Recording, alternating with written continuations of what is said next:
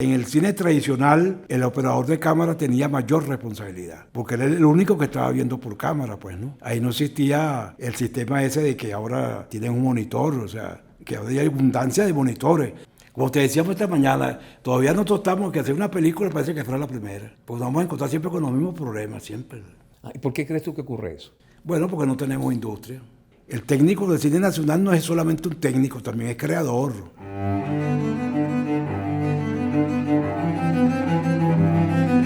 Voces del cine venezolano, una mirada crítica y reflexiva hacia el pasado de nuestro cine y un legado para las generaciones futuras en las voces de sus propios autores y protagonistas.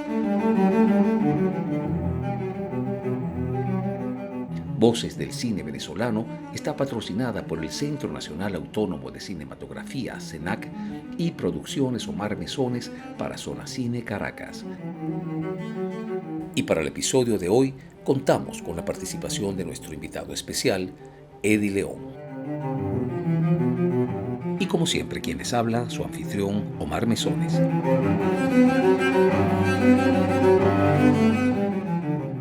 Bienvenidos todos a este nuevo episodio de Voces del Cine Venezolano.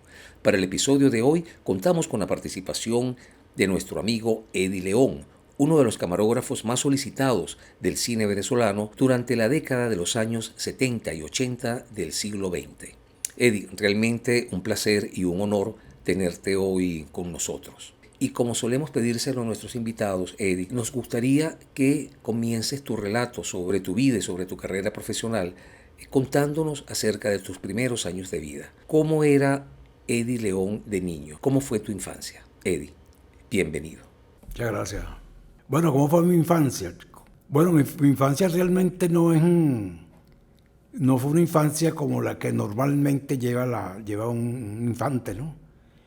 Yo, como siempre digo, yo soy hijo de adolescentes, ¿no? Tengo la característica de que yo no conocí a mi padre. Mi padre muere a los 21 años de edad. Mi padre tenía 21 años de edad, nazco yo o mejor dicho, mi padre muere a los 2 meses de haber yo nacido. Y mi padre me imagino que habrá tenido la misma edad más o menos. Y vivían en la casa de mi abuela. Y no sé qué pasó exactamente porque esas cosas no las comentaban, pero mi propia mamá me fue dejando a cargo de mi abuela. Lo cierto es que para mí, mi abuela era mi mamá. Solamente como a los 10 años que me doy cuenta que también tengo otra mamá. O sea, que es la madre, lo que es madre biológica ahora, ¿no? Pero a mí quien realmente me crió y me formó y fue mi motivo de vida era mi abuela, que se transformó en mi mamá. Y bueno, fue la que me marcó toda mi infancia, ¿no? Siempre la recuerdo pues con mucho amor, con una persona con una capacidad para amar, pero yo nací sobreprotegido, pues, ¿no? Súper mimado, sí, súper protegido, no salía a la calle, eso me estaba prohibido. O sea que en ese sentido no me crié como cualquier muchacho peleón, por ejemplo. O sea, en la escuela, por ahí que yo estudié, la escuela me quedaba enfrente de la casa, una de esas, de la escuela donde estuve, y eso era de la casa a la escuela, pues, ¿no? O sea, yo no me podía quedar en la calle, yo no asistía a las peleas callejeras, tú sabes, ¿no? Ni a esas cosas, ¿no? En ese sentido yo me crié dentro de una casa, rodeado de mis 2 primas, o sea, me crié entre mujeres, ¿no? Y de alguna manera mi mamá me formaba como si yo fuese mujer, o sea, aprendí a bordar, aprendí a coser, el amor hacia las matas, hacia la cocina, en fin, y entre mujeres, ¿no? Eso también lo digo para aclarar ese caso, dice que el hombre que se cría entre mujeres y que sale es medio raro, ¿no? Eso es mentira, yo salí fue al revés. Yo salí medio uso porque me la pasaba viendo eso y veía a mis primas desnudas y cosas de eso. Pues eso, yo salgo tarde a la calle, pues, ¿no? O sea, saldría como a los 15 años de edad que me paraba en la esquina, ¿no? En la esquina del barrio donde se reunían los otros muchachos. Pero no, nunca estuve en balandería, ni en ese sentido me crié un poco como retrasado, pues, digamos, un poco en cuanto a la formación de la calle, pues, ¿no? ¿Y qué te gustaba hacer de niño? Bueno, yo siempre tuve tendencia hacia el dibujo, cosa que también es como una frustración porque no lo llegué a cultivar realmente, pero mi tendencia siempre fue hacia la pintura, hacia el dibujo, fundamentalmente hacia el dibujo, bueno. Y en esa época de la casa, yo recuerdo que eso fue muy significativo para mí, que salía la revista Life en español. Entonces ahí sí me empecé a enamorar de la fotografía por la fotografía que traía Life, pues, que todos sabemos que excelente fotógrafo, ¿no? Y leía muchas revistas, esa es mi pasión, leer revistas, leía Vanidades, Élite, toda esa serie de cosas, ¿no? La televisión, fanático del show de Renny, cosas de esas, pero como te digo, yo no me crié dentro del malandraje en la calle, pues, ¿no? Salgo tarde a la calle y saldría como a los 15 años, más o menos. ¿Qué ocurre ahí cuando sales a la calle a los 15 años? No, bueno, la infancia esa, como te digo, pobremente, como se dice, pero muy mimado, muy consentido y muy súper protegido, ¿no? Eso a la larga trae problemas, de verdad, ¿no? Eso genera inclusive timidez en el hombre, falta de audacia, falta de emprendimiento, ¿no? Y después lo voy a sentir mucho eso porque en el cine hay que tener mucha garra, hay que tener mucha viveza. Eso me pegó un poco, esa formación de la infancia, pues, ¿no? De no desarrollar esa viveza que se necesita tener en la calle para sobrevivir. Eso me pegó mucho en la cuestión del cine porque pues, en el cine realmente hay que tener mucha sagacidad, digamos, ¿no? Para ponerle un nombre, para poder sobrevivir, pues, ¿no? Eddie, ¿y cómo es que el cine se aparece en tu vida? Mira, yo exactamente no sé. Lo que sé es que sí me fascinaba mucho la cuestión de la cámara y me gustaba mucho la gente que está detrás de la cámara. Siempre recuerdo los programas de Renny, que Renny a veces, bueno, hacía su programa formal, ¿no? Pero a veces Renny se salía Del set. del set y empezaba a hablar con los técnicos o agarraba mismo también la cámara. Entonces esa cosa me fascinaba mucho, ¿no? Es la gente que está detrás de la cámara, siempre me fascinó. Y siempre me llamó la atención la cámara. No sé tampoco por qué. Recuerdo mucho también esto que hay un primo, un familiar, o sea, una de mis primas se casó con un chileno que conocía mucho al Coronado, Juan Coronado creo que se llamaba, ¿no? Y entonces él tenía un curso de eso que daba en Hollywood por correspondencia. Entonces mi primer contacto con el cine es que empiezo a estudiar cine por correspondencia. ¿Qué edad tenías? Tú tendrías 15 años, más o menos 16 por ahí años. Ahí es donde aprendí a conocer la cámara Mitchell.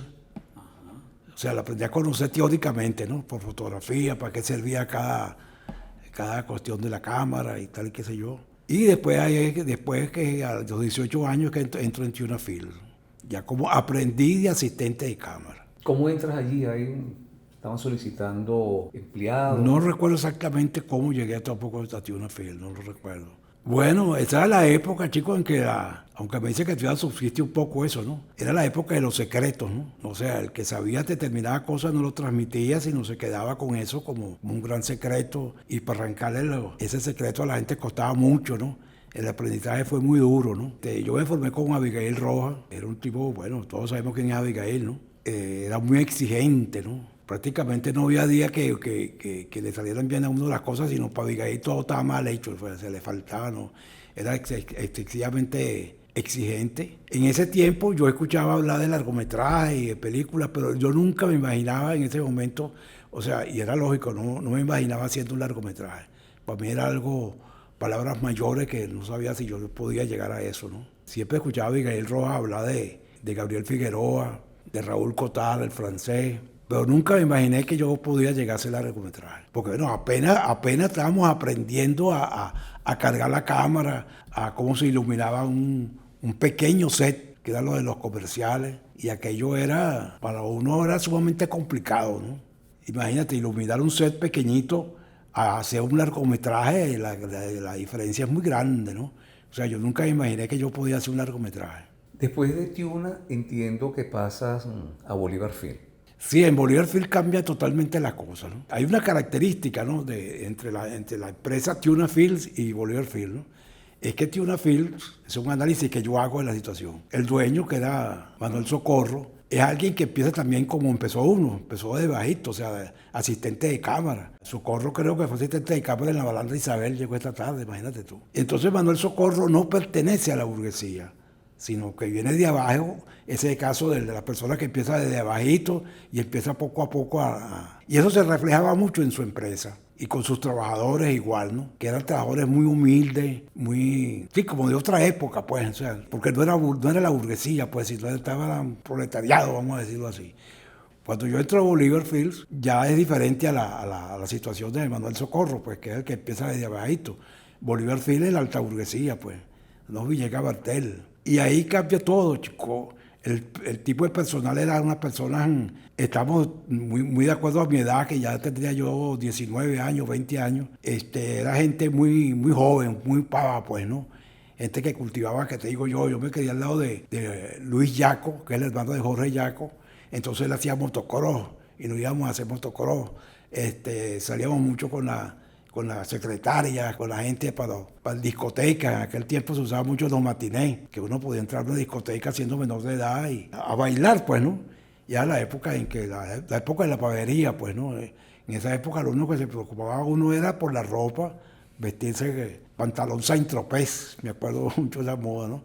Que era usar el pantalón más abajo del ombligo, pantalones campana, la camisa tipo inglés. Y en fin, era la época de que lo único que se preocupaba uno era de bailar y de hacer concursos. La discoteca se hacían concursos de baile, entonces uno bailaba mucho. Y bueno, Bolívar Field era en ese sentido más abierto, yo diría como más contemporáneo, más modernizada que Tiuna en ese sentido en cuanto a los empleados, pues, ¿no? También ahí conocí a Carlos Bertrán, fotógrafo puertorriqueño, que tenía una forma de iluminar totalmente diferente como la de Abigail. Abigail era como más clásico, ¿no? Iluminaba así, o sea, estaba más actualizado, pues, ¿no? Y yo tenía, bueno, y también hice una gran amistad con Orlando Andersen. Ahí conozco yo a Felipe Toledano, que me la llevé muy bien con Felipe. Luego entiendo, Eddie, que ingresas a CEDESA, ahora sí como camarógrafo.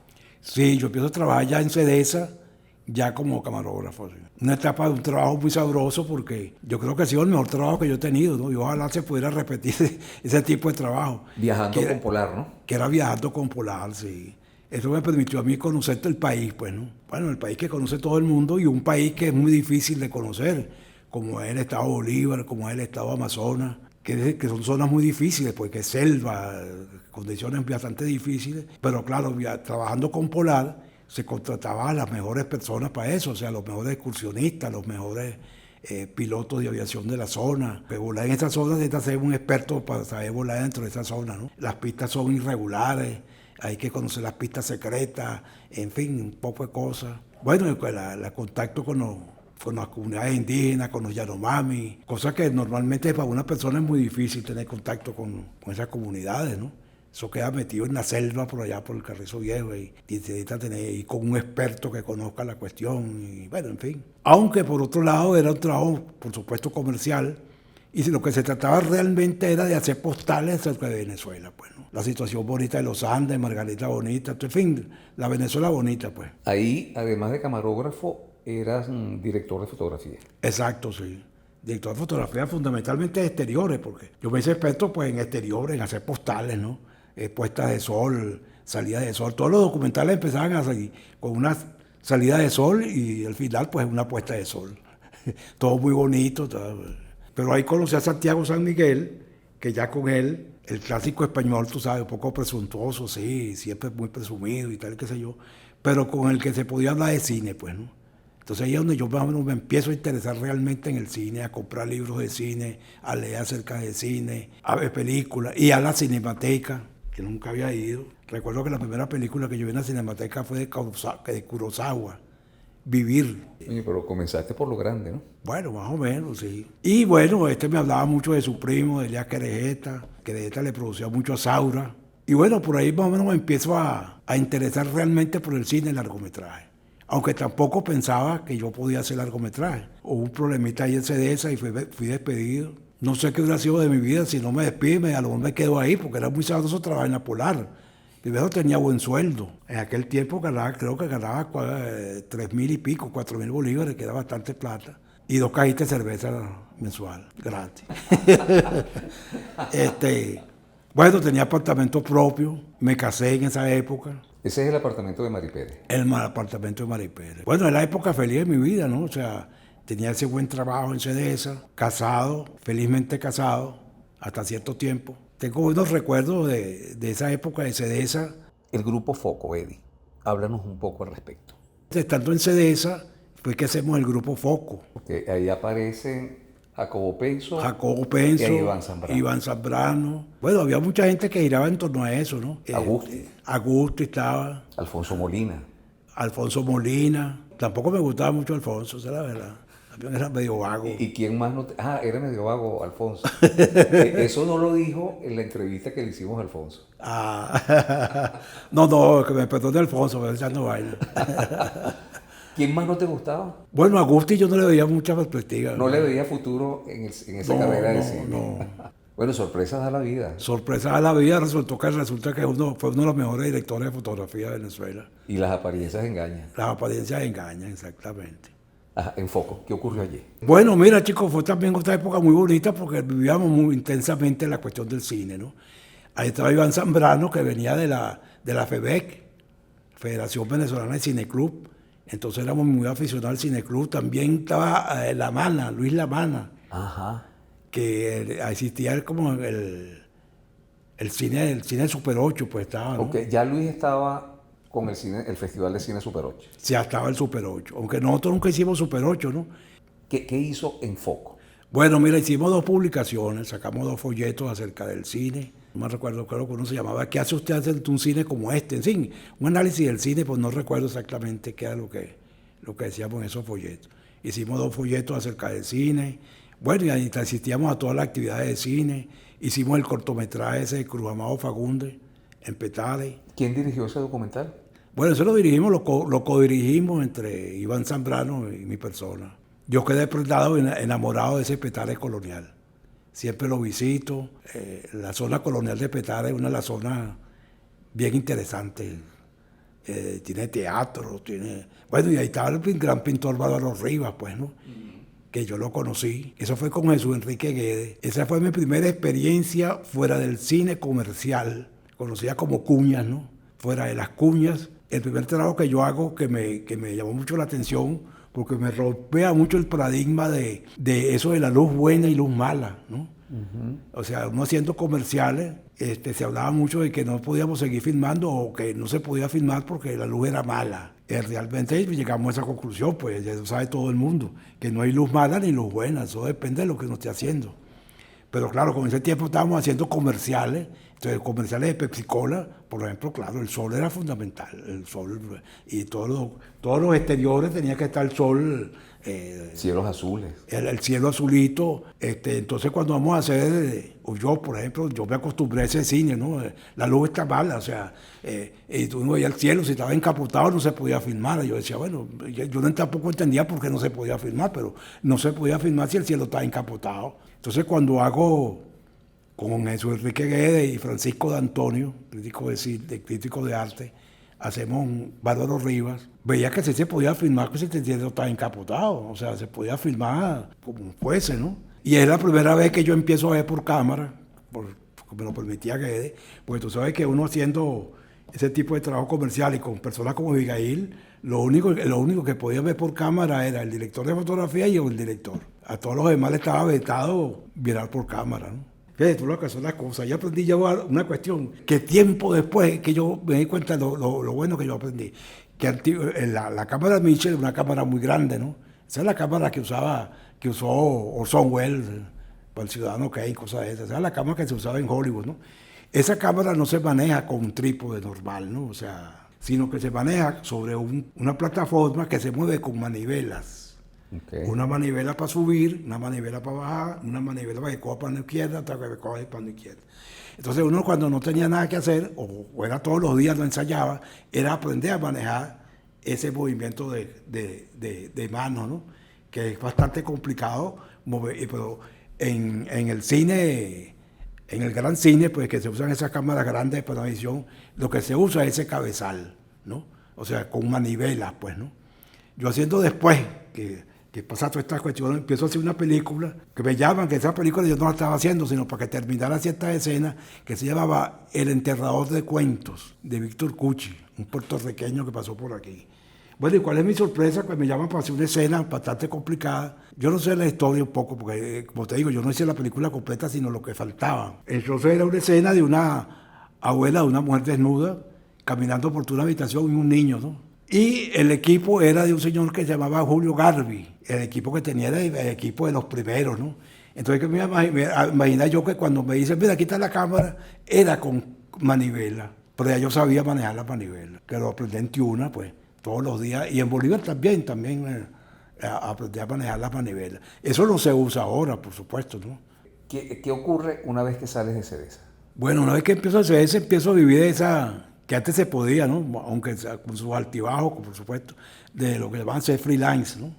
Sí, matando tigres, pues, como se diríamos vulgarmente, ¿sí? Pero estaba también Santiago San Miguel, que ya estaba fuera de CDESA. No recuerdo cómo fue muy bien la cuestión, pero surgió la idea de hacer una cooperativa. Y se hace una cooperativa que es la cooperativa Curare, donde estaba Santiago San Miguel, Manuel de Pedro, Vitas Brenner, Iván Zambrano, mi persona y otros más que rondaban por ahí. Y hicimos la cooperativa, que nos costó un poquito hacer la cooperativa en términos legales, pero al fin la cooperativa se hizo. Y se empezó muy bien. Empezamos con mucho dinero, con mucha cuestión. El apoyo pues que tiene toda cooperativa. Teníamos una quinta de irnos para los grandes. Y ahí surge la idea de Santiago San Miguel, que es el que más relación tenía con España, pues no a nivel de coproducción. Y entonces es donde surge la coproducción Adiós Alicia, que vendría siendo mi primer largometraje como operador de cámara. Y Adiós Alicia es muy significativa para mí, porque primero es mi primera película, ¿no? Hecha con todo un personal técnico de primer orden, pues, ¿no? Y es donde yo aprendo a cómo se hace una película, ¿no? Yo nunca había hecho una película y pues estaba como, a veces me sentía como medio perdido porque no dominaba cómo es un rodaje, pues, ¿no? El puesto, hay una cosa muy significativa que yo cuando se hacen las primeras tomas, o sea, cuando esa se desarrolla en una casa, fundamentalmente, no sé cuánto, tanto por ciento, pero se desarrolla siempre en una casa, veo que llegan los camiones, ¿no? Con el equipo de sonido, el equipo de iluminación, utilería, y todo el mundo empieza pues a ayudar, pues, ¿no? También hay que tener en cuenta que dentro de nuestra profesión y dentro de nuestro cine, siendo usted operador de cámara, siendo director de fotografía o inclusive también director, hay que aprender a caletear, ¿no? Entonces yo veo que todo el mundo empieza a bajar cosas, ¿no? Las luces por allá, esto por allá, y yo parado viendo las cosas me sentía mal, ¿no? De que yo no, como ¿qué hago yo aquí? Entonces salgo y me voy por el camión y agarro, no sé qué cosa agarré, ¿no? Para ayudar, ¿no? Y en eso llegó el productor, me dice, mira, ven acá, o eso que tú estás haciendo, eso no se puede hacer. Le digo, no, yo lo que estoy es ayudando. No, usted no puede ayudar, usted no puede tocar aquí nada. Usted lo único que puede tocar aquí es la cámara. Usted es operador de cámara. Usted no puede aquí agarrar nada, ni un martillo, ni nada, ni la claqueta, nada, porque aquí cada quien tiene su labor, pues, ¿no? Y después me entero que realmente tiene que ser así. Claro. Si yo soy operador de cámara, yo no puedo salir a agarrar una escalera, ni la caja de cuña, no porque no la puedo agarrar, sino que me estoy metiendo en el trabajo de otro. Y eso puede crear problemas, pues, o crea problemas realmente. Entonces, bueno, ya aprendí esa primera cuestión, trabajé mucho con Fernando Lira, con los Lira, que es otra leyenda. O sea, hablar de los Lira ya es una etapa del cine, ¿no? Y pertenece a una generación del cine, la generación de los Lira. Es un tipo de cine, un tipo de película que se hacía aquí, una forma de trabajo. Me ayudó mucho que era en ese momento el script, que era Marianela. Empecé yo también a saber lo que es el trabajo en un script, pues, y que podíamos trabajar conjuntos, pues, el del operador de cámara junto con el script y tal, que yo, sí. El foquista era, imagínate tú, Vitelbo Vázquez. Bueno, el equipo era de primera, pues, ¿no? Y la impresión que me causó trabajar también con un director de fotografía, que era José Luis Alcaine. José Luis Alcaine es uno de los mejores fotógrafos del cine español, es el fotógrafo de Almodóvar, tiene como 5 premios Goya, tiene un Goya especial por la contribución que él le ha hecho a la fotografía en el cine español. Él iluminaba de una forma, como él mismo me lo dijo una vez, que si él hubiera nacido en otra época de cine, él no hubiese sido fotógrafo. Y yo decía, bueno, ¿por qué? Bueno, porque realmente la fotografía de él era totalmente diferente a la fotografía norteamericana, esa de luz principal, luz de relleno, contraluz, ese poco de cosas, ¿no? Él iluminaba, era con paraguas. luz rebotada con paraguas, pero que a la vez era dramática, ¿me entiendes? En muchas de las cuestiones. Y el trabajo con él era excelente, pues. En Curare hicimos esa Dios Alicia, hicimos un festival de teatro, uno de los primeros festivales internacional de teatro. Hicimos una experiencia también muy interesante, ese corto que se llama El largo viaje del Odín. Bueno, El extranjero que danza es el nombre que le dan los Yanomami al grupo Odín. Que le dicen, bueno, que son bueno, el extranjero que danza, o sea, que bailan, pues, ¿no? Esta es una película hecha con el grupo teatral Odín Teatro, ¿no? El Odín tiene una técnica, tipo de teatro que ellos hacen, de que ellos toman por asalto una población, un pueblo, una plaza, ¿no? Y se presentan donde cada actor hace lo que él cree que es lo mejor que hace, ¿no? Una, por ejemplo, trabaja la voz, otro hace no sé qué cosa, hace aquellas cuestiones. Primero filmamos todo lo que es el festival, ¿no? Y después trabajamos con ese grupo DIN que se presentó en Petare, que si La Pastora, que si tal, qué sé yo, por ahí, en zonas urbanas de aquí. Pero lo insólito de ese documental es que el Odín Teatro se presentó en un chabono, o sea, con los Yanomami, pues, ¿no? Entonces, nosotros manejamos la teoría de que los Yanomami hacen teatro todo el tiempo, pero sin saber, por supuesto, que eso se llama teatro y que teatro, ¿no? O sea, por ejemplo, el curandero de los Yanomami es un actor, ¿no? Entonces, el primer actor de Odín hace una representación ahí y el Yanomami le hace también una representación de lo que los Yanomami hacen, ¿no? También como teatro. Y bueno, fue esa experiencia muy interesante que creo que muy pocas veces se ha visto en el mundo, que un grupo teatral se presente ante un grupo indígena de los menos aculturados, pues menos penetrados como son los Yanomami. Eddie, todas estas producciones que se realizaron en Curare se hicieron bajo la figura de una cooperativa. Bueno, mira, chico, cuando yo me inicié así en la cuestión de largometrajes, se hablaba mucho de las cooperativas, ¿no? Como una forma de ahorrar y una forma de hacer cine. Pero realmente la historia de las cooperativas de cine ha sido un fracaso en Venezuela. Casi ninguna de las cooperativas, casi ninguna de las cosas que se han inventado ha dado resultados. Inclusive empezando por esa misma cooperativa que nosotros tuvimos en Curare, realmente no. Se fue por una cooperativa, pero no tienen la mentalidad cooperativista, no tienen el espíritu de cooperativa, ¿no? Sino que sigue privando mucho la individualidad, el individuo, ¿no? Han habido grupos, ¿no? Me recuerdo mucho Pepeca, por ejemplo, podría ser un ejemplo, pero Pepeca no era una cooperativa, era muy unido, eran diferentes directores, pero muy unidos todos. Tu segunda película es con Mauricio Wallenstein, otro gigante del cine venezolano, con La empresa Perdona un momento de locura. Ah, sí. Ahí empezó a trabajar con Héctor Ríos. Héctor Ríos viene de una película que para mí es una gran película. Y a nivel de fotografía está bien. Aquí habría que un poquito meterse aquí, como te diría yo, chico, hablar un poquito de chismorreo, pues, ¿no?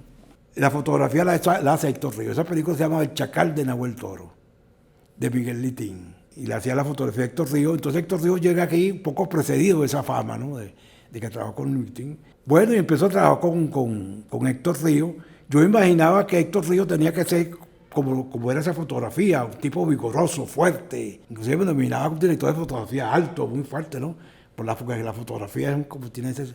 No, entonces resultó que Héctor Ríos era al contrario, un tipo muy humilde, muy sencillito, muy temeroso, todo el tiempo pendiente de que si la cámara estaba rayando, le dije, mire señor, esa cámara está recién comprada en Alemania. Estaban llegando las primeras cámaras BL aquí. Me decepcionó un poquito Héctor Ríos en ese sentido, era muy temeroso, muy tímido. Claro, viene de un cine muy más artesanal que el que nosotros teníamos. En ese momento en Venezuela existían cámaras ya las BL y estábamos mucho más avanzados técnicamente, pues, ¿no? Y la empresa Perdona un momento de locura, sí. Tuvo y me la llevé muy bien con Mauricio, me la llevé muy bien, a excepción de una propuesta que él tuvo como judío al fin, que nos proponía que los técnicos podíamos participar en la película con un tanto por ciento, un 32%, que se hizo famosa mucho esa teoría de que pero que al fondo lo que resulta es que están evitando pagar horas extras. ¿Cómo manejaste, Eddie, esa condición de la que nos hablaste al comienzo, de que por tu propia crianza que fue protegida, de un niño, de un adolescente sobreprotegido, y que de alguna manera generó en ti un carácter más bien pasivo, poco agresivo. ¿Cómo se manejó esa condición con el mundo cinematográfico, que como también ya tú lo señalaste, es un mundo en donde la astucia es el atrevimiento?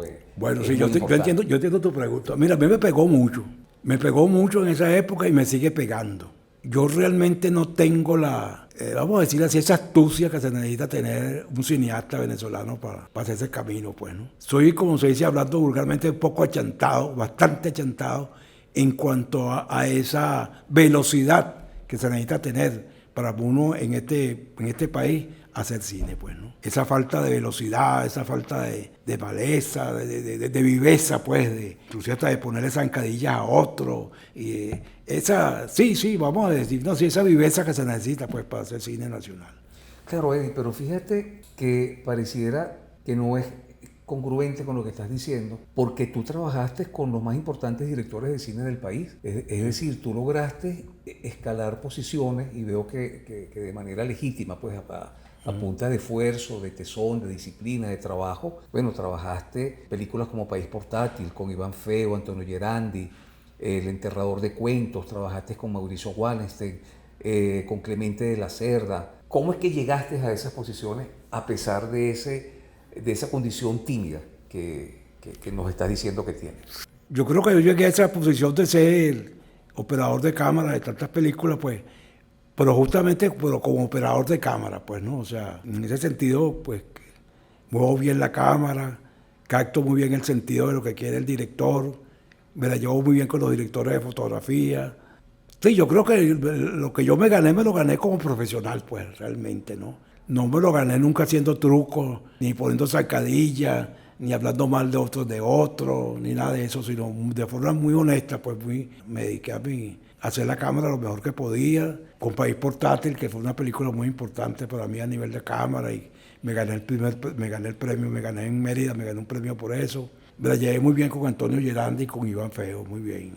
Y con Iván Feo más todavía, con Iván compartíamos la ópera, compartíamos la salsa, compartíamos los toros inclusive, digamos, a veces en esa época había novilladas en Caracas. Cuéntanos cómo es el camino del camarógrafo a director de fotografía. Bueno, mira, yo creo, si no me equivoco, haciendo una película con Rebolledo, se llamaba Se llamaba El oficio de vivir. El oficio de vivir. Esta también la empezó haciendo Héctor Ríos. Héctor Ríos también hizo una cosa que no me gustó mucho ahí, que él empezó la película, él se quería ir del país, pues, quería retornar a su Chile. Aceptó esa película, pero solamente filmó una semana, ¿no? Entonces ahí, tradicionalmente en cine, el operador de cámara se supone que está preparado para asumir la dirección de fotografía, ¿verdad? Entonces, bueno, ahí empiezo yo a terminar la película, pues, o sea, filmar lo que quedaba de la película, ¿no? Bueno, fíjate, Eddie, ya para el año 85 haces tu primera dirección de fotografía con esta película, con El oficio de vivir, de Rebolledo. Luego, 3 años más tarde, trabajas con Manuel de Pedro en Sabana Grande Siempre es de día, como director de fotografía. Bueno, mira, primero habría que hablar tengo que hacerlo un poco de Manuel de Pedro, ¿no?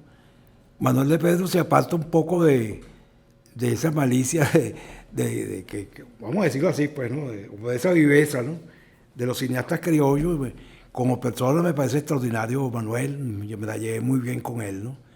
Y hacemos, pues, en Sabana Grande Siempre de día, una película, ¿cómo podríamos calificar? Pues vamos a decirlo así, aunque ese no es el término, ¿no?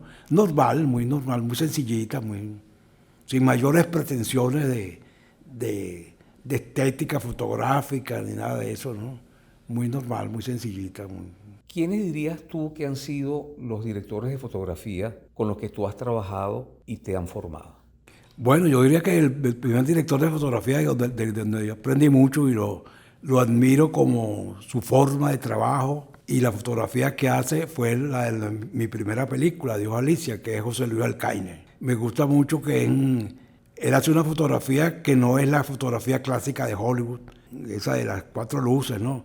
Luz principal, luz de relleno, contraluz y todo ese poco de cosas, sino que él hace cosas totalmente novedosas, pues, ¿no? Y una fotografía muy natural, ¿no? nada artificiosa. Me gusta mucho la forma como él trabajaba. Su presencia en el set no ni siquiera se notaba, pues, ¿no?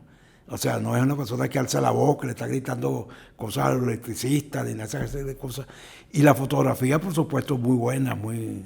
Entonces yo pondría a José Luis Alcaine y con todos los otros directores de fotografía españoles con que he trabajado, que han sido muy buenos, como Hans Burman, con él hicimos ¿qué? La Casa del Paraíso. Hay otro que trabajó con Mauricio Balesti, que se llama Eva, Julia y Perla. O sea, yo de alguna manera me he formado con directores de fotografía españoles. Eddie, el camarógrafo en el set se encuentra sometido a dos grandes fuerzas, que es el punto de vista del director de la película, pero también el punto de vista del director de fotografía. ¿Cómo has manejado tú esa situación? Bueno, mírate, yo en mi trabajo, chico, como operador, realmente mi relación es con el director. Yo al director de fotografía no le paro mucho, pero que voy a aclarar ciertas cosas, ¿no? Digamos, mi relación como operador de cámara es con el director. Con ese es el que yo me la tengo que llevar bien y es con ese que yo tengo que entenderme bien, ¿no?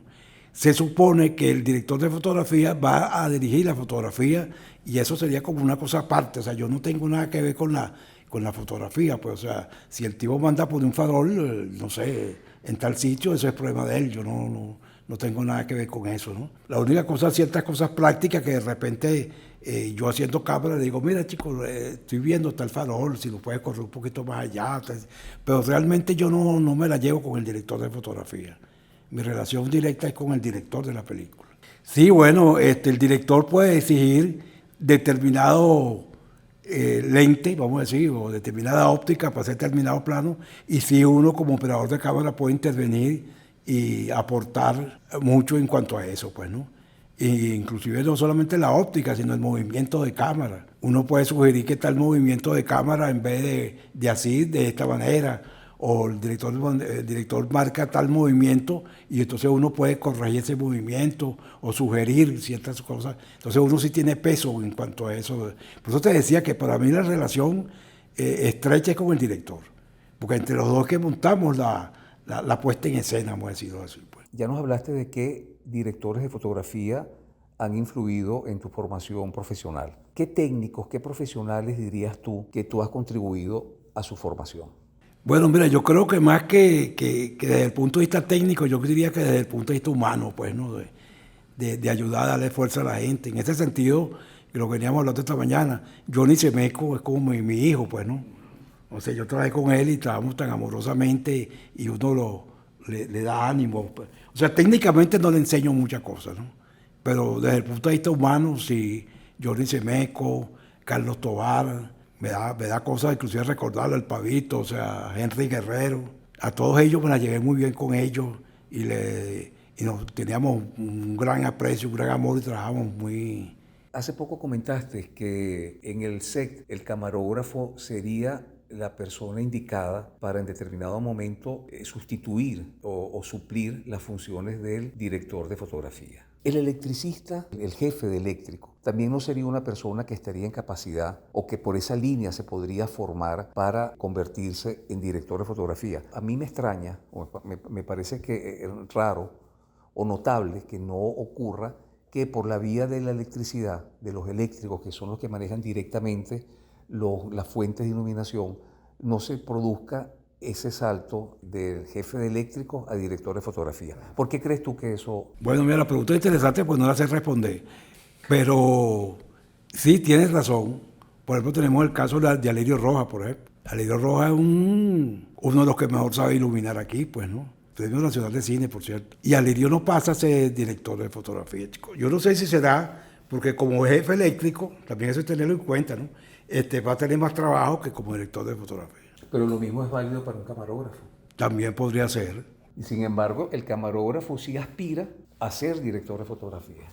Yo creo que sería un poco por eso. Yo creo que pega mucho esto de que si tú llegas a ser director de fotografía vas a tener menos trabajo. En cambio, si te mantienes en la misma línea, sí vas a tener más trabajo. Sí, lo que pasa es que tradicionalmente, cuando yo también me inicié en esto, era como escalones. ¿Sí? Tú empiezas siendo aprendiz de cámara, después eres asistente de cámara, después eres foquista, después eres operador de cámara y después era que puede ser director de fotografía. Esa era la forma tradicional de eso, ¿no? Inclusive se hablaba, decía, mira chico, este va a ser, en esta película va como foquista, porque él viene subiendo, fíjate tú, eso viene subiendo, o sea, como si fuese una escalera, primero esta, después.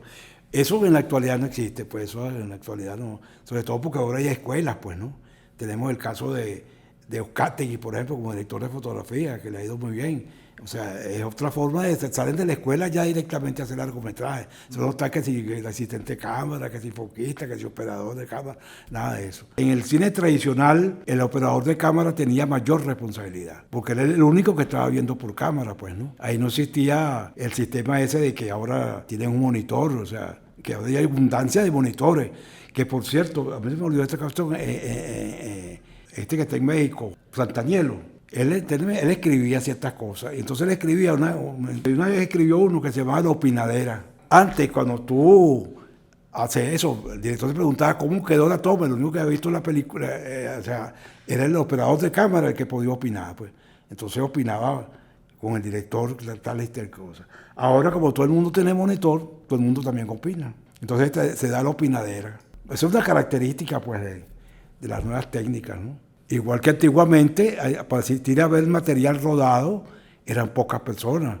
Era el director, muy pocas personas podían asistir a ver lo que en nuestros tiempos llamábamos roche, ¿no? Ahora fíjate, Eddie, con la revolución tecnológica, con los avances tecnológicos de las últimas 2, 3 décadas, con la aparición y la llegada del cine digital, la técnica para producir películas ganó mucho. En términos de la propia metodología que tenía, o sea, ya no es como antes, como lo acabas tú de mencionar, que teníamos que esperar 2, 3 días para ver poder ver el material y ver si todo quedó en orden, si quedó en focos. Hoy en día todas esas cosas con las nuevas tecnologías se han simplificado mucho. ¿Qué crees tú que se ha ganado con esta nueva tecnología y qué crees tú que hemos perdido? Lo que he respondido que suena medio chistoso, ¿no? En principio, yo la ventaja que le veo al cine digital es eso que tú estás hablando, que la gente tiene monitores y está viendo inmediatamente lo que se está haciendo. Eso he visto una cosa que a mí me pegaba mucho en cine, ¿no? Que era que cuando uno hace una película, parece que uno se despidiera de la familia, de la novia si tiene, de la mujer, qué sé yo, y todo el tiempo pendiente de la película, e inclusive tratando de trabajar lo más rápidamente posible, ¿verdad? Para salir lo más temprano posible, pues entonces tenía roches a las 6 de la tarde. Entonces eso era un fastidio, compadre, porque eso intervenía en la vida privada de las personas, o sea, eso de estar viendo roches es un tiempo que tú estás empleando en esta cosa. Entonces yo la primera ventaja que le encuentro al cine digital es que no existe eso ahora. Como te decíamos esta mañana, todavía nosotros estamos que hacer una película parece que fuera la primera, pues nos vamos a encontrar siempre con los mismos problemas, siempre. ¿Y por qué crees tú que ocurre eso? Bueno, porque no tenemos industria. Eso de que uno filma una película y tiene que esperar no sé cuántos años para volver a verse la otra. Y ahí nos la sufrimos todos, ¿no? O sea, no hay continuidad en el trabajo. Por lo tanto, ese riel que hablo yo no existe. Y hay otra característica del técnico cinematográfico venezolano, que es que el técnico venezolano no es tanto técnico cinematográfico, también es creador. Hay películas, chicos, que tú vas a hacerlas y cada uno de los que está ahí te ha hecho un cortometraje. Si tú llamas a Nieves como operador de máquina, resulta que Nieves es Premio Nacional de Cine. Si llamas a Lirio como jefe eléctrico, entonces resulta que también Lirio es el Premio Nacional de Cine. Y llamas al otro, tal que sé yo, y ya tiene 2 cortos encima hechos. Y el otro también tiene vainas hechas. O sea, el técnico del cine nacional no es solamente un técnico, también es creador. También es alguien que también ya ha hecho cosas, ¿me entiendes?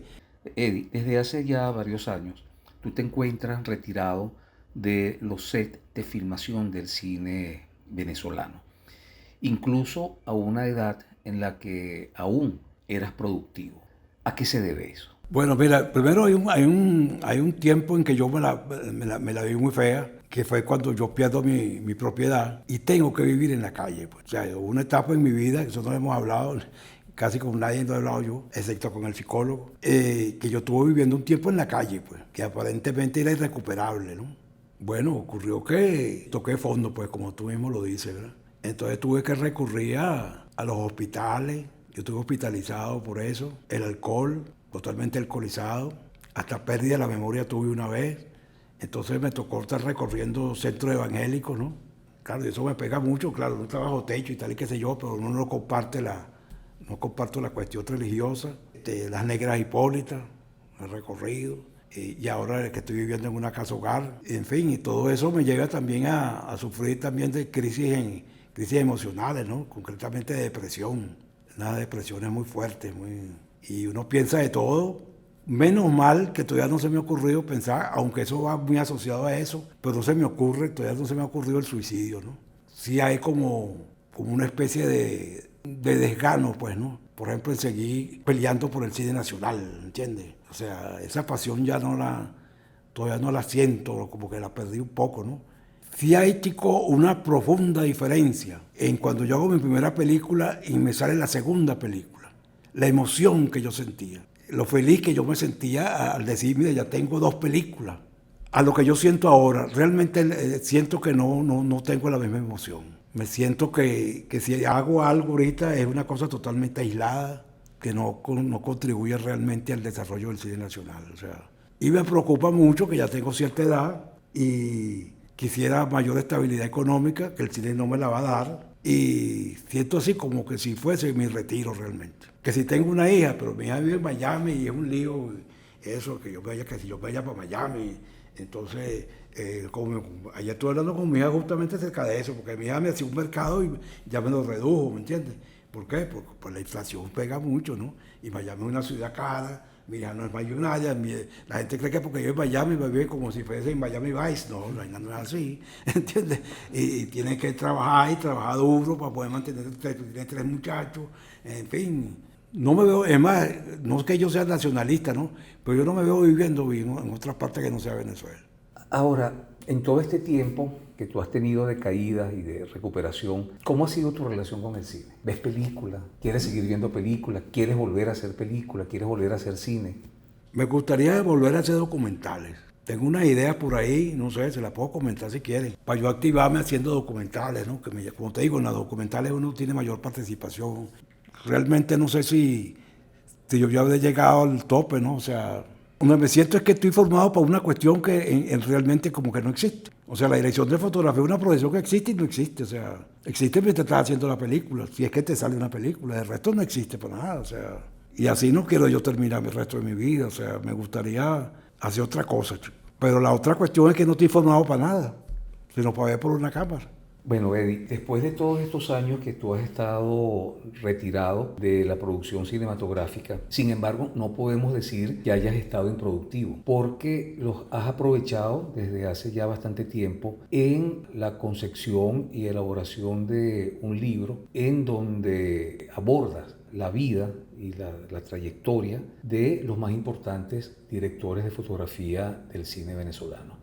Sí, bueno, mira, este trabajo tendría la intención, chico, porque yo tengo la impresión, digo, tengo la impresión porque de repente puedo estar equivocado, de que el director de fotografía dentro del cine de ficción venezolano no es suficientemente valorada. Es lo que yo llamo, me han dicho que no lo use, pero voy a usar ese término, lo que yo llamo la dictadura del cine de autor.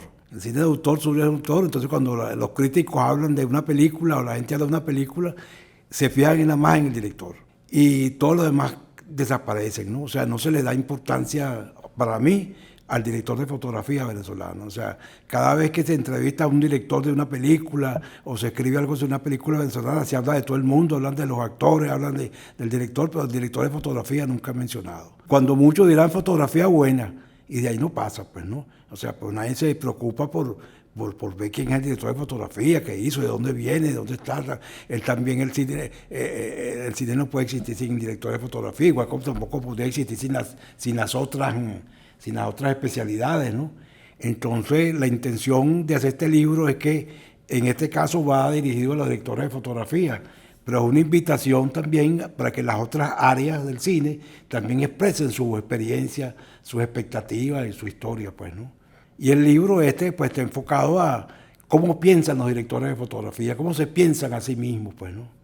Entonces esa es la idea. Entiendo que ya está listo. Sí, falta una cosita por ahí, pero está listo. La luz en el cine de ficción venezolano. Bueno, Eddie, ahora para finalizar, unas preguntas que son de carácter personal, pero que van a ayudar mucho a nuestros oyentes para conocerte mejor. Si tú tuvieras que escoger un libro, ¿qué libro escogerías? Bueno, uno en principio como que es muy, muy común, sería El Quijote, pues, ¿no? Y otro libro que a mí me emociona mucho es El General en su laberinto de García Márquez. Y una película. ¿Qué película escogerías? Una musical, West Side Story, Un director de cine. Buñuel. ¿Qué personaje de la historia te gustaría haber conocido? Bueno, realmente me gusta haber conocer a Bolívar.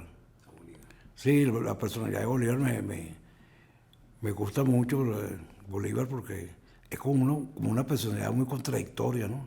Yo leo fundamentalmente a Bolívar, ¿no? Eddie, si tuvieras la oportunidad, ¿en qué momento de la historia te hubiera gustado vivir o pasarte una temporada? Bueno, también me hubiera gustado haber estado en París, en lo que llaman la bella época, la bella época, cuando los impresionistas y esa, Picasso, me hubiera gustado haber conocido a Picasso, cuando todavía no era Picasso, que era un carajo ahí. ¿Qué cantante escogerías? Música popular, por supuesto, Elvis Presley. ¿Algo de lo que te arrepientes? No, yo creo que el error fundamental mío es que yo me dejo engañar fácilmente. Inclusive yo estaba tratando eso con el psicólogo, ¿no? Que yo soy estafable. A mí me estafan donde que sí, que es terrible lo que me pasa a mí cuando fue la pérdida de mi apartamento, pues. ¿Y algo de lo que te sientas muy orgulloso? Bueno, el haber contribuido un poquitico en el desarrollo del cine nacional. Bueno, Eddie, de verdad que muchísimas gracias por haber aceptado la invitación a nuestro programa. No, gracias a ti. Fue un encuentro, además de muy enriquecedor, muy emotivo, porque bueno, hemos recordado de alguna manera algunos momentos y algunas películas en las que nos tocó trabajar juntos. De nuevo, Eddie, muchísimas gracias. Gracias a ti, compadre.